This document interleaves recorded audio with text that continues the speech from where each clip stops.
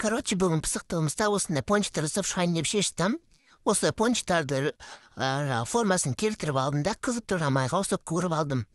Қызартып қуырып аламыз. Және де үйде шоколад болмай қалды, сен шоколадты ертіп бетіне жаға салатын едім. Қазір жаңа жұмыртқаның ақуызын жаңа бенчикпен шайқап алып, осылардан ұнтағын қосып, осындай глазур жасадым. Осындай ақ глазур шықты, пончиктардың бетіне жағып шықтым. Және де разнообразие болсын деп осылай гелевый краситель қостым да розовый цветті шығарып алдым. Кішкене лимон қышқым, соғын қостым.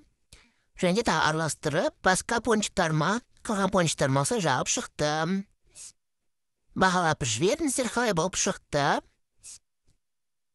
Посыпка себейін деген сөйтсем, мына ақ жаңағы нелерге уже кеуіп қаптып несі глазура. Сөйтіп оған сепе қойын деп шештім.